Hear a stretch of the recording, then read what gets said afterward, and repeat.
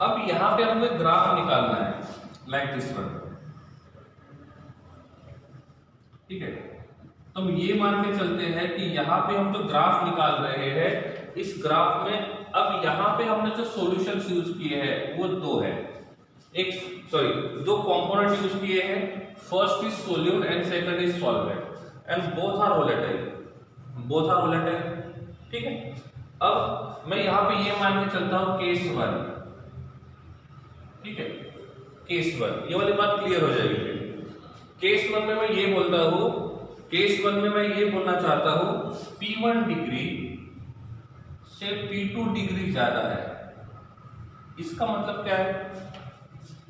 इसका मतलब क्या हुआ? P1 degree is less than P2 degree, it means that which component is more volatile? क्या होगा? Which component is more volatile? solid will be more volatile, solvent will be more volatile.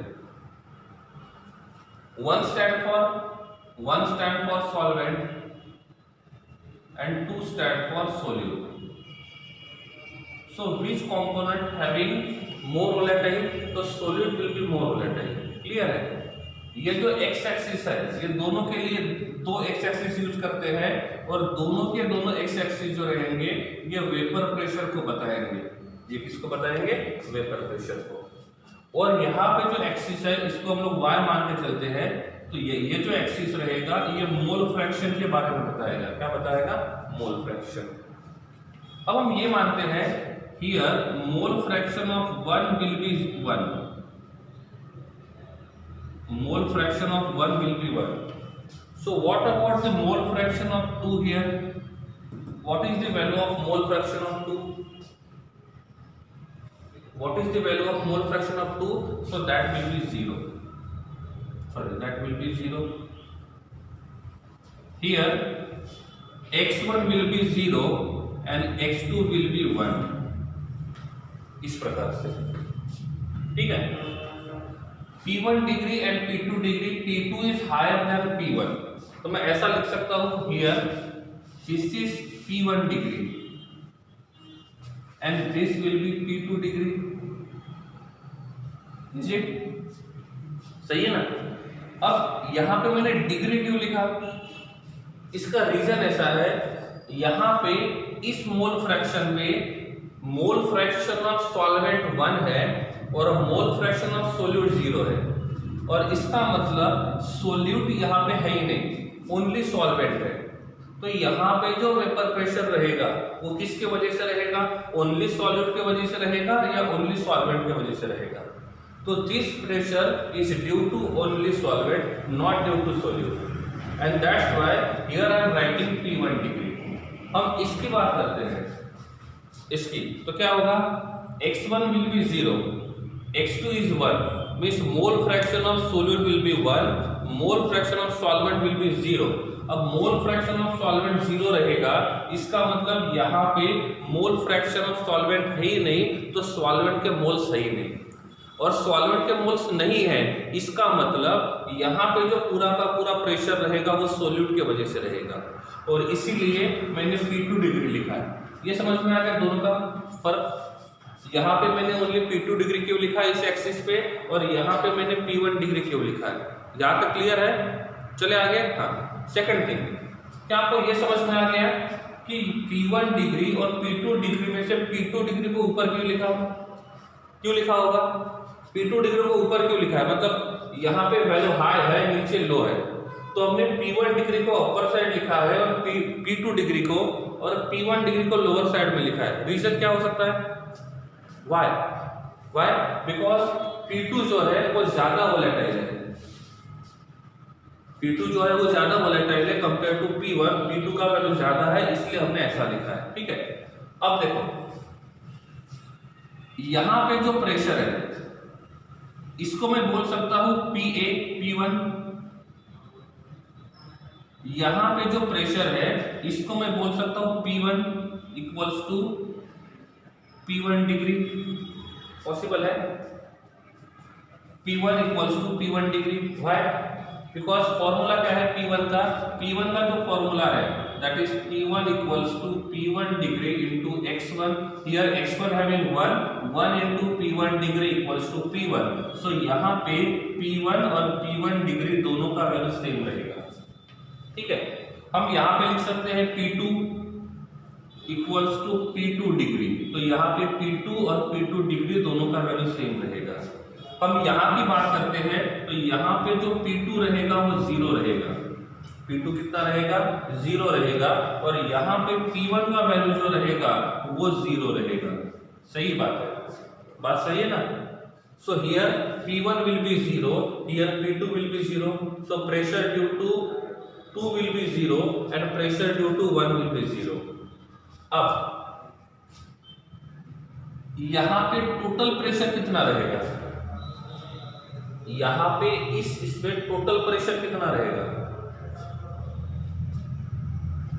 What is the value of pressure P total here,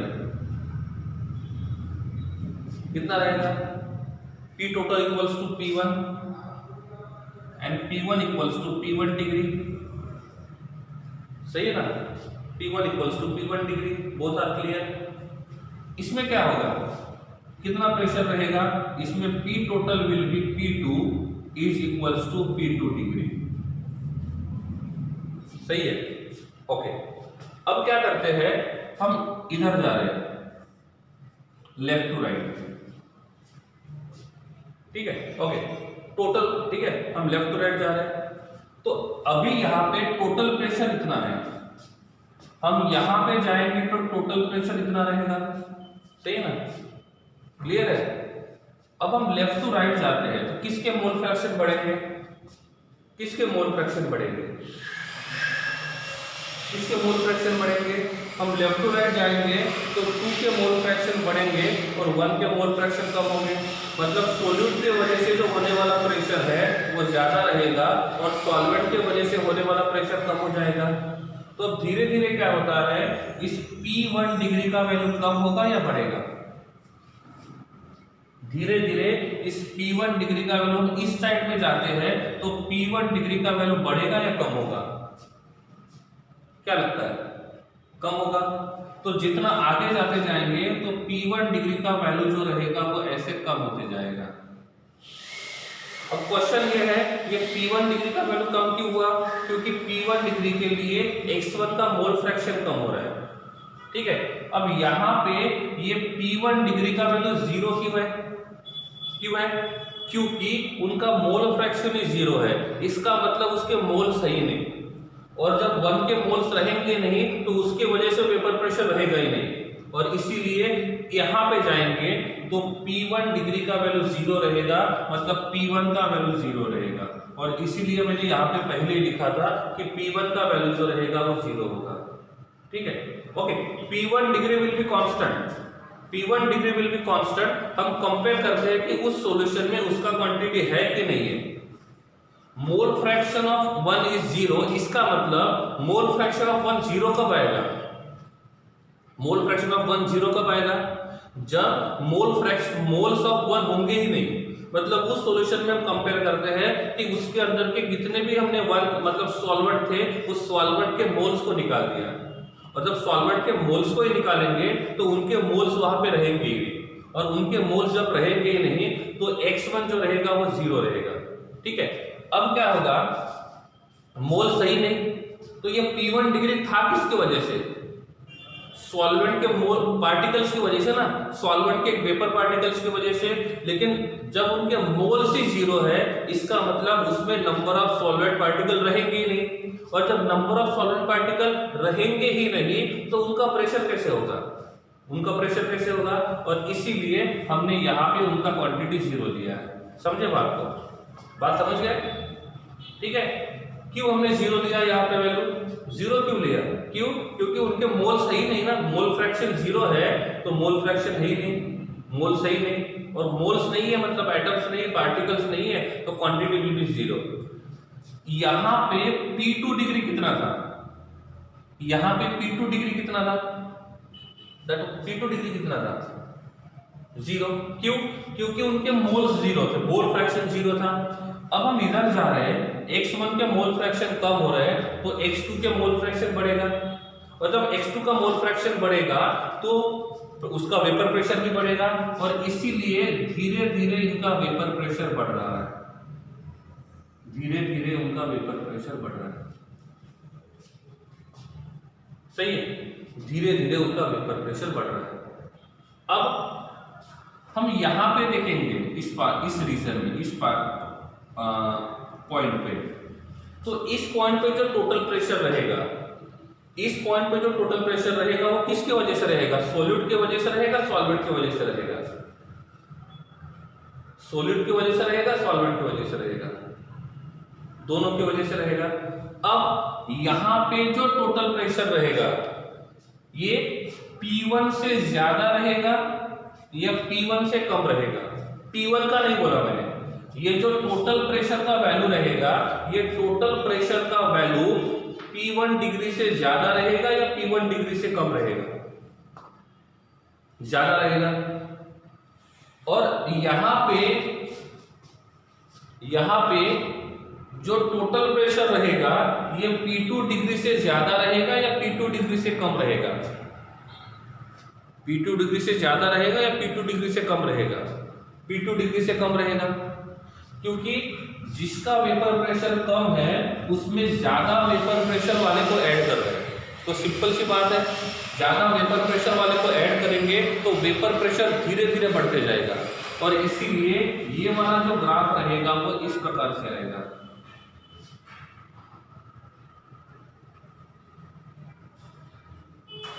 इस प्रकार से। तो ये जो graph यहाँ पे दिया हुआ है, कौन सा? जो डिक्रीज हो रहा है, जो डिक्रीज हो रहा है उसको मैं बोल सकता हूं this is the graph of P1, this is the graph of P1। और ये सेकंड वाला जो ग्राफ इधर जा रहा है इसको मैं बोलूंगा graph of P2, graph of P2।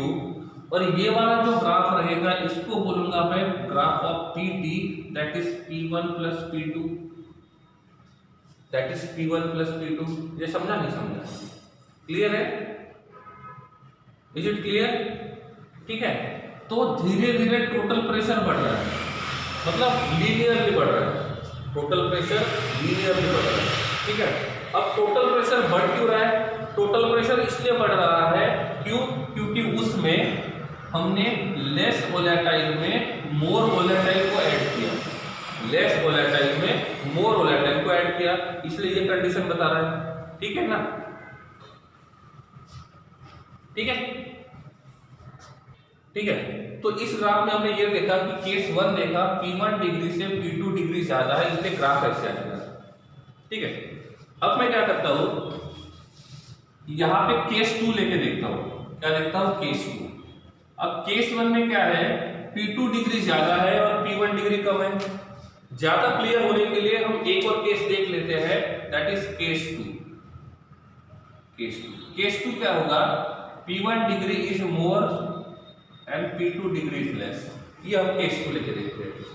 Graph तो कोई एक रहेगा तो भी समझ में आ जाएगा, उस कंसेप्ट को और क्लियर करने के लिए दूसरा ग्राफ भी प्लॉट करते हैं।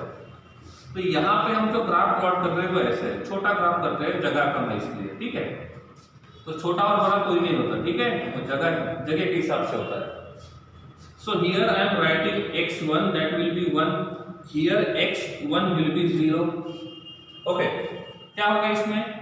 x2 will be 0, here x2 will be 1 and इस एक्सिस पे रहेगा मोल फ्रैक्शन। ठीक है। अब कंडीशन के हिसाब से P1 डिग्री ज्यादा है तो मैंने यहाँ पे P1 डिग्री लिखा और यहाँ पे मैंने P2 डिग्री लिखा। ये दोनों ग्राफ एग्जैक्टली अपोजिट है क्योंकि इनका मेन कंडीशन ही डिफरेंट है। तो केस 2 मैंने ये बताया P1 डिग्री ज्यादा है और P2 डिग्री कम है। ठीक है। तो अब क्या होगा, यहाँ पे इस पॉइंट पे जो PT रहेगा that will be P1, that will be P1, और P1 का जो वैल्यू रहेगा वो P1 डिग्री इतना ही रहेगा। क्लियर है ना? हम इसकी बात करते हैं तो यहाँ पे जो टोटल प्रेशर रहेगा ये टोटल प्रेशर ओनली 2 के वजह से रहेगा, 1 के वजह से नहीं रहेगा। प्रेशर ओनली सोल्यूट के वजह से रहेगा, सॉल्वेंट के वजह से नहीं रहेगा। समझे बात को? और इसीलिए हम यहाँ पे लिखते हैं P2। अब क्या है, यहाँ पे P2 का वैल्यू 0 है, इसमें P2 का वैल्यू 0 है क्योंकि मोल फ्रैक्शन 0 है, और P1 का वैल्यू मैक्सिमम है, इसमें P1 का वैल्यू 0 है क्योंकि x1 0 है और P2 का वैल्यू मैक्सिमम है। अब इधर जाते हैं तो x1 का क्वांटिटी कम होगा, तो ये ग्राफ जो रहेगा वो ऐसे जा रहा है। उसी टाइम पे x2 के मोल फ्रैक्शन बढ़ेंगे, किसके मोल फ्रैक्शन बढ़ेंगे? x2 के, और जब x2 के मोल फ्रैक्शन बढ़ेंगे तो क्या होगा, ये ग्राफ जो रहेगा वो इस साइड में जाएगा। ये दोनों साइमल्टेनियसली हो रहे हैं, मैंने अलग अलग निकाले, ठीक है। So this graph tells about the P1 और ये ग्राफ बता रहा है P2 के बारे में। तो टोटल प्रेशर में क्या होगा, इस प्रकार से होगा।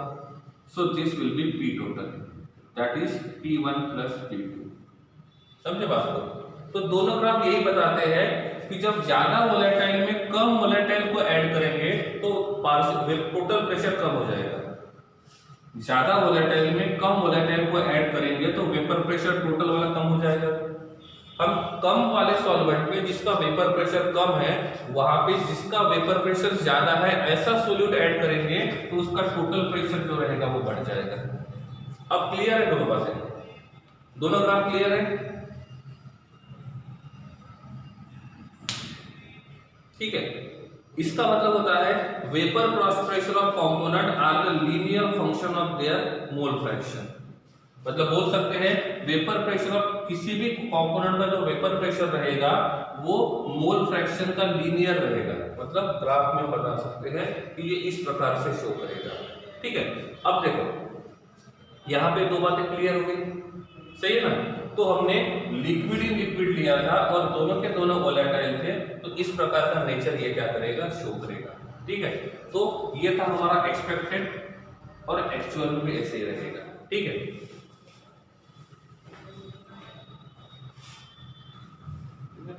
ये तो बात उनकी है जिसमें हमने वोलेटाइल को वोलेटाइल में मिक्स किया, ठीक है। मतलब लिक्विड को लिक्विड में मिक्स किया था और दोनों के दोनों वोलेटाइल थे। दोनों केसेस देखिए टेक्स्ट बुक में कोई एक ही ग्राफ दिया होगा, ऐसा जरूरी नहीं कि ग्राफ वही लिखना है, क्योंकि वो केस 1 और केस 2 के हिसाब से दिया होगा, ठीक है। इन दोनों के मोल फ्रैक्शन सेम रहेंगे तो पॉसिबिलिटी है, ठीक है। चलो नेक्स्ट देखते हैं vapour pressure of solid in liquid. Vapour pressure of solid in liquid, ठीक है। इसमें सोल्यूट जो रहेगा ये नॉन वोलेटाइल रहेगा और सॉल्वेंट जो रहेगा वो वोलेटाइल रहेगा, ठीक है। ये मोस्ट कॉमन होता है solution, this is most common type of solution, most common type of solution, जिसमें सॉलिड को लिक्विड में ऐड करते हैं। लिक्विड जो होता है वो वोलेटाइल होता है, लेकिन सॉलिड जो होता है वो नॉन वोलेटाइल होता है, ठीक है। तो क्या लगता है,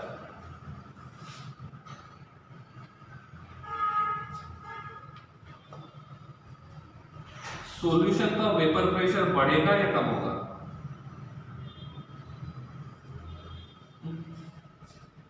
अब क्या हुआ, हमारे पास यहां पे एक बीकर है, ठीक है। ये मान के चलते हैं कि एक क्लोज बीकर है और यहाँ पे ये लिक्विड है, that is called as solvent, और ये सॉल्वेंट जो रहेगा वो वोलेटाइल है। और जब ये वोलेटाइल होगा तो क्या होगा, ये क्या होगा, वो इजीली इवेपोरेट हो जाएगा, और इजीली इवेपोरेट होने की वजह से यहाँ पे ये सॉल्वेंट के वेपर पार्टिकल्स रहेंगे, और ये सॉल्वेंट के वेपर पार्टिकल्स क्या करेंगे, इस सरफेस के ऊपर प्रेशर एक्सर्ट करेंगे and that is called as the vapour pressure, that is called as vapour pressure. अब हमको ये बताना है कि नॉर्मली क्या होता है, ये सॉल्वेंट कौन से स्टेट में था, लिक्विड स्टेट में, लेकिन ये वोलेटाइल होने की वजह से ये लिक्विड स्टेट वाला इजीली कहाँ पे चला जाएगा, वेपर फेज में चला जाएगा।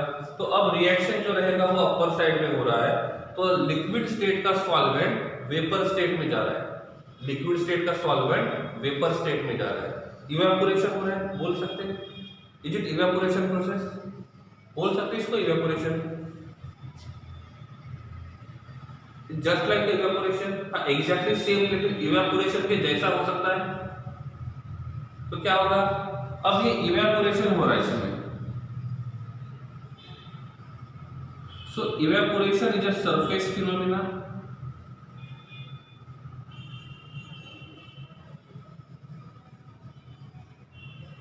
इज इट इवेपोरेशन, वेपोराइजेशन बोल सकते, कोई बात नहीं, चलेगा, ठीक है। इवेपोरेशन करेंगे तो वेपोराइजेशन करेंगे, कोई फर्क नहीं पड़ेगा। So it is a surface phenomena. Is it, तो पहले इवेपोरेट कौन होगा, पहले वेपोराइज कौन होगा, सरफेस के पार्टिकल या इनसाइड के पार्टिकल? इनिशियली कौन वेपोराइज होगा, सरफेस के पार्टिकल या इनसाइड के पार्टिकल? क्या लगता है, पहले कौन होंगे, सरफेस के पार्टिकल। अब हुआ ऐसा इसमें कि यहाँ पे जो सरफेस के पार्टिकल थे ये सभी सॉल्वेंट के पार्टिकल थे, मतलब अभी भी ये सॉल्वेंट जो है ये प्योर है, अभी भी ये सॉल्वेंट कैसे है, प्योर है। और ये जो सरफेस के पार्टिकल है वो इजीली वेपर में कन्वर्ट हो रहे हैं, जिसका हम लोग वेपोराइजेशन कर रहे हैं, इवेपोरेशन कर रहे हैं, ठीक है। अब यहाँ पे सरफेस के ऊपर पार्टिकल्स हैं और ये सरफेस के पार्टिकल इवेपोरेट होंगे, तो सरफेस के ऊपर जितने ज्यादा पार्टिकल्स रहेंगे उतना ही रेट ऑफ इवेपोरेशन ज्यादा रहेगा, so number of vapour particle ज्यादा रहेंगे, और नंबर ऑफ वेपर पार्टिकल ज्यादा रहेंगे तो उनका होने वाला जो वेपर प्रेशर है वो भी ज्यादा रहेगा, सही बात है। तो जितने वेपर सरफेस के पार्टिकल ज्यादा रहेंगे, जितने सरफेस के ज्यादा पार्टिकल इवेपोरेट होंगे उतना ही वेपर प्रेशर ज्यादा रहेगा, ये प्योर के हिसाब से है। अब काउंट कर दें कितने पार्टिकल है, 1 2 3 4 5 6 7, तो 7 जो पार्टिकल्स है वो सरफेस के ऊपर है जो इवेपोरेट हो सकते हैं, क्लियर। अब क्या होगा, इसके अंदर हमने सोल्यूट को ऐड किया, इसके अंदर सोल्यूट को ऐड किया, अब सोल्यूट सॉल्वेंट दोनों को मिक्स कर रहे हैं और इसीलिए ये सॉल्यूशन बनेगा, इसीलिए ये सॉल्यूशन बनेगा। सोल्यूट के ऐड करने के पहले यहाँ पे जो प्रेशर था वो ओनली सॉल्वेंट की वजह से था, किसके वजह से, सॉल्वेंट की वजह से, ठीक है। तो हमने बोला कि इस सॉल्यूशन में अभी तक सोल्यूट को ऐड नहीं किया, अभी तक सोल्यूट मतलब ये ऐसा है Pt equals to P1 degree into x1 plus P2 degree into x2। अभी तक हमने सोल्यूट को ऐड नहीं किया तो x2 का वैल्यू 0 रहेगा, so this whole term will be 0। So total pressure कितना रहेगा, तो टोटल प्रेशर यहाँ पे जो रहेगा in initial state, so that will be P1। तो इनिशियल में जो टोटल प्रेशर रहेगा वो कितना रहेगा, P1 इतना ही रहेगा, सही है ना। So initial P total will be P1 is equals to P1 degree into x1। Is it clear? ये इनिशियल में था। अब क्या हुआ, हमने सोल्यूट को ऐड किया, जैसे सोल्यूट के ऐड करेंगे मतलब ये वाले टर्म हम इंट्रोड्यूस कर सकते हैं, ये वाले टर्म इंट्रोड्यूस कर सकते हैं, लेकिन हमने जो सोल्यूट ऐड किया वो सोल्यूट, देखो this law is applicable for volatile compound, जो वोलेटाइल रहेगा तो वो इवेपोरेट होगा, वेपोराइज्ड होगा, और इफ वो वेपोराइज्ड होगा तो उसके वेपर्स क्या करेंगे, प्रेशर को एक्सर्ट करेंगे। अब ये वाला इक्वेशन क्या होगा, जैसे सोल्यूट को ऐड करेंगे, सो मैं यहां पे लिखता हूं फाइनली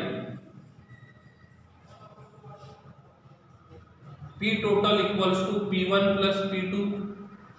इज इट, फाइनली क्या होगा, P total equals to P1 plus P2। Is it? What will be the value of P2? What will be the value of P2? क्या होगा, तो इसमें P2 का वैल्यू 0 हो सकता है, so here P2 will be 0, so PT will be P1 is equals to P1 degree at x1। Clear, दो बातें हो गई। अब मैं बोलता हूं ये इनिशियल का पीटी और ये फाइनल का पीटी दोनों में क्या फर्क होगा,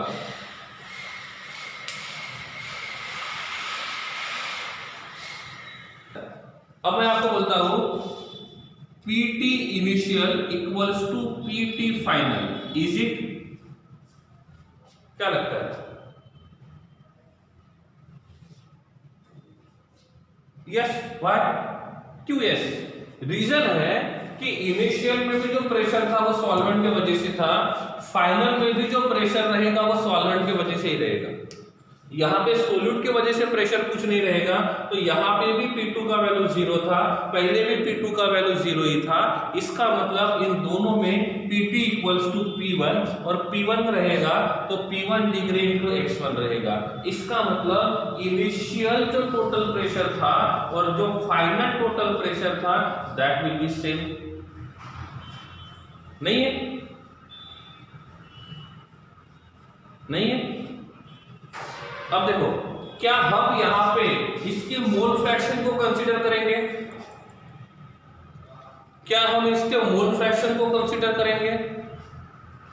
नहीं। This equation is applicable only for volatile compound.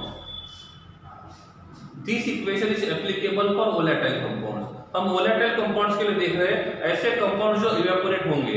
यहां पे क्लियरली लिखा हुआ है solute is non volatile, clearly written that solute is completely non-volatile, और जब solute completely non-volatile रहेगा उस टाइम पे x2 का वैल्यू 0 ही लेना है। क्यों? क्योंकि हम यहाँ पे देखो x2 का वैल्यू 0 नहीं लेंगे तो क्या होगा वो भी देखना है आपको। अब देखो P2 will be P2 degree into x2, ये बोल दिया आपने, ठीक है। लेकिन हमको इनको यूज करना ही नहीं है। क्यों नहीं करना है? क्योंकि ये दो इसका यही 0 है, P2 डिग्री यही 0 है, और जो नॉन वोलेटाइल है उसको यहाँ पे कंसीडर नहीं करना है, ओनली वोलेटाइल को कंसीडर करना है, ठीक है। अब सोचो क्या लगता है, इफ हम P2 को कंसीडर नहीं करते हैं, P2 को कंसीडर नहीं करते तो क्या होगा? बोथ विल बी सेम और different? Both will be same or different?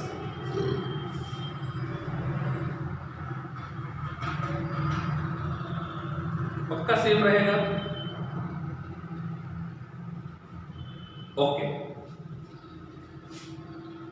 Not equal. This is not equal. Why not equal?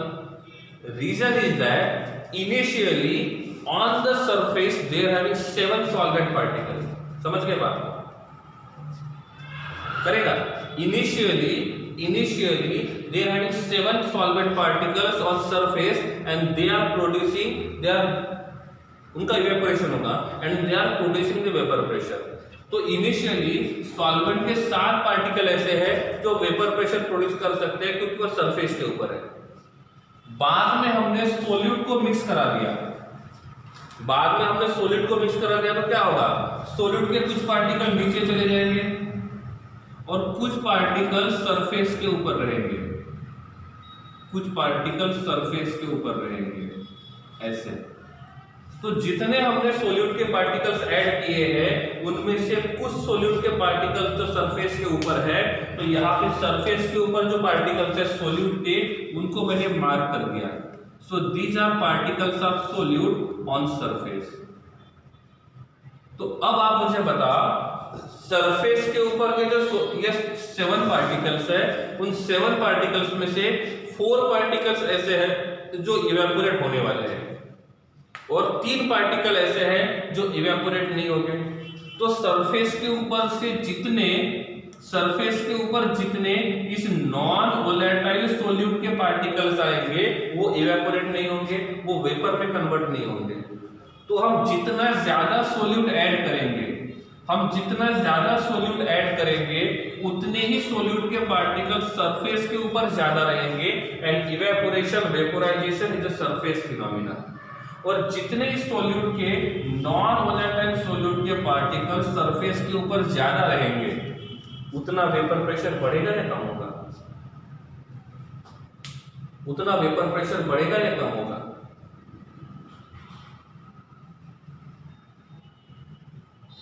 कम होगा। तो हम ये बोल सकते हैं कि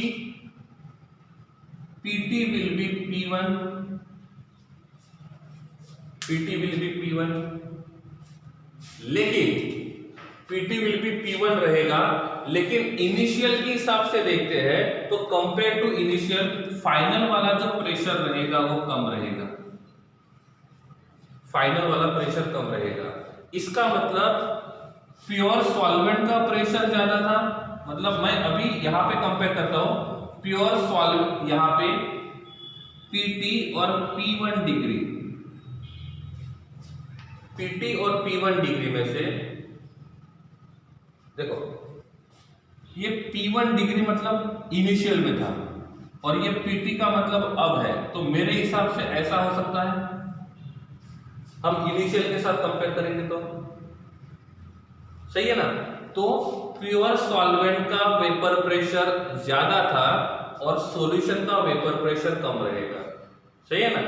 तो प्योर सॉल्वेंट का वेपर प्रेशर ज्यादा था और यहाँ पे जो सॉल्यूशन रहेगा उस सॉल्यूशन में उसका जो वेपर प्रेशर रहेगा वो कम रहेगा, कंपेयर करते हैं पहले के साथ, इनिशियल के साथ, ठीक है।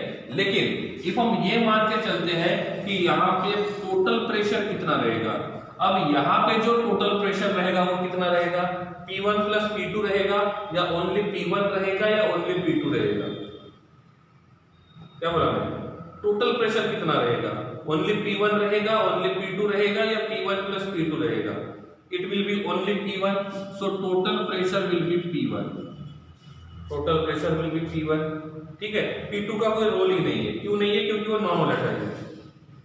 अब मैंने आपको पूछा इनिशियल में सॉल्वेंट का वेपर प्रेशर ज्यादा था या फाइनल में सॉल्वेंट का वेपर प्रेशर ज्यादा है, इनिशियल में सॉल्वेंट का वेपर प्रेशर ज्यादा था या फाइनल में सॉल्वेंट का वेपर प्रेशर ज्यादा है, तो इनिशियल में ज्यादा था और फाइनल में कम है, ठीक है। यहां पे मैं इसको लिख सकता हूं Pt equals to P1 degree into x1, is it Pt equals to P1 minus P1 into x1। अब क्या किया, मैं x1 को यहां पे रखता हूं एक साइड में, so this equation will be Pt upon P1 degree is equals to x1, is equals to x1, ठीक है, is equals to x1।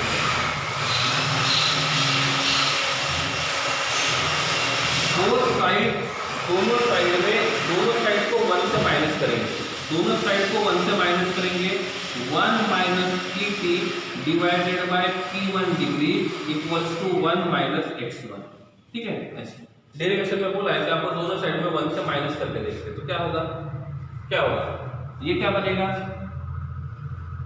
P1 degree minus Pt equals to P1 degree and this will be x2, is it है ना, clear है। दोनों side को 1 से minus करेगा मतलब दोनों इक्वल ही है, कोई फर्क नहीं पड़ा, दोनों के लिए सेम अप्लाई किया। अब ये यहां चले जाएगा तो P1 degree minus Pt equals divided by P1 degree equals to x2, x2 कहां से आया, 1 माइनस x1 से, तो यहां पे x2 आ गया, सही है। तो ये हमको इक्वेशन मिला है, दिस इज वन इक्वेशन, ठीक है। मैं इसकी जगह ऐसा लिख सकता हूं P1 degree minus P1 upon P1 degree equals to x2, is both are correct, only first is correct और ओनली सेकंड इज करेक्ट, क्या दोनों सही है या ओनली एक ही सही है, दोनों सही है। हमने यहाँ पे Pt लिखा, हमने यहाँ पे P1 लिखा, दोनों में फर्क क्या है, क्यों, क्योंकि इसमें सॉल्वेंट वोलेटाइल है, सोल्यूट नॉन वोलेटाइल है, तो वहां पे टोटल प्रेशर जो रहेगा वो P1 की इतना ही रहेगा, तो आप दोनों के दोनों इक्वेशन यूज कर सकते हो, दोनों सही है, ठीक है। अब मैंने आपको पूछा P1 डिग्री का मतलब what is the meaning of P1, what is the meaning of P1, P1 stand for vapour pressure of pure solvent, vapour pressure of pure solvent, and P1 stand for vapour pressure of solvent in solution, ठीक है। Clear है? Okay, तो ये वाला equation use कब करना है? जब सोल्यूट सॉलिड है और वो नॉन वोलेटाइल है, या तो हम ऐसा भी लिख सकते हैं जब सोल्यूट नॉन वोलेटाइल रहेगा और सॉल्वेंट वोलेटाइल रहेगा तो ये इक्वेशन यूज करेंगे। जब दोनों के दोनों वोलेटाइल रहेंगे तो इसके पहले जो देखा था वो देखेंगे, दोनों में कंडीशन डिफरेंट है। जो पहले पढ़ा था हमने वो वोलेटाइल में वोलेटाइल था, समझे बात को? ये वोलेटाइल में नॉन वोलेटाइल है, दोनों डिफरेंट है।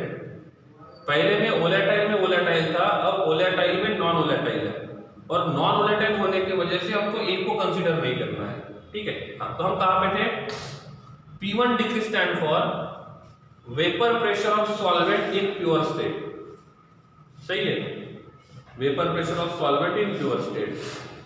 P1 का मतलब vapour pressure of solvent in solution, समझे बात को? सो P1 डिग्री और P1 दोनों क्लियर है। P1 degree vapour pressure of solvent in pure state, P1 vapour pressure of solvent in solution. तो क्या लगता है इन दोनों में से कौन ज्यादा है? P1 डिग्री और P1 दोनों में से कौन ज्यादा होना चाहिए? P1 डिग्री और P1 में से कौन ज्यादा होना चाहिए? P1 डिग्री ज्यादा होना चाहिए, मतलब P1 डिग्री से P1 कम है, मतलब वेपर प्रेशर कम हो रहा है। वेपर प्रेशर कम हो रहा है ना, तो हम इसको बोल सकते हैं P1 डिग्री माइनस P1, इसको बोल सकते हैं लोअरिंग इन वेपर प्रेशर। बोल सकते हैं, क्यों? इन दोनों को बोल सकते हैं ना लोअरिंग इन वेपर प्रेशर। क्यों लोअरिंग बोलेंगे? हायर क्यों नहीं बोलेंगे? हायर का मतलब बढ़ना होता है ना, यहाँ पे तो इन दोनों का जो ये रहेगा ये कम हो रहा है, और P1 डिग्री से P1 का वैल्यू कम है, इसका मतलब सॉल्यूशन बनने के बाद सॉल्वेंट का वेपर प्रेशर कम हुआ है, और इसीलिए हम इन दोनों के लिए यूज करेंगे lowering in vapour pressure. Why called as lowering vapour pressure? Why? Because हमने इसमें वोलेटाइल को ऐड किया है। इसके पहले जो देखा था वोलेटाइल और वोलेटाइल में, उसमें क्या था? पहले केस में देखा था तो बढ़ रहा था, दूसरे केस में जो था वो कम था। यहाँ पे ऐसा नहीं होगा, ठीक है? यहाँ पे वो वेपर प्रेशर कम हो जाएगा। अब इस कितना कम हुआ, वेपर प्रेशर कितना कम हुआ वो कहां से पता चलेगा? मतलब अभी वेपर प्रेशर कितना है वो कहां, मतलब चेंज कितना रहेगा वो कहां से पता चलेगा? कि इनिशियल में उसका वेपर प्रेशर कितना था, अब इसका वेपर प्रेशर कितना है। सपोज ये मान के चलते हैं कि इनिशियल में उसका वेपर प्रेशर था 4 atm और अभी उसका वेपर प्रेशर जो है वो 3 atm है, तो इनका लोअरिंग कितना हुआ? 1 atm। लोअरिंग कितना हुआ? 1 atm। अब उनका वेपर प्रेशर कम हुआ, और वेपर प्रेशर कम होने की वजह से हम यहाँ पे जो टर्म यूज करेंगे that will B lowering in vapour pressure. कौन सा टर्म यूज करेंगे? Lowering in vapour pressure. अब इस कितना वेपर प्रेशर कम हुआ उसको इनिशियल के साथ कंपेयर करते हैं, मतलब ऐसे P1 degree minus P1 upon P1 degree, तो इसको लोअरिंग वेपर प्रेशर बोलेंगे। लोअरिंग इन वेपर प्रेशर तो ये है, तो इसको क्या बोलेंगे? जितना वेपर प्रेशर में चेंज हुआ है उसको इनिशियल के साथ रिलेट कर रहे हैं। क्या किया हमने कि यहाँ पे वेपर प्रेशर में कितना चेंज हुआ उसको इनिशियल प्रेशर के साथ हम लोग क्या करते हैं? कंपेयर करते हैं। तो इसको बोलते हैं relative lowering in vapour pressure. क्या बोलेंगे? Relative lowering in vapour pressure. समझे बात को?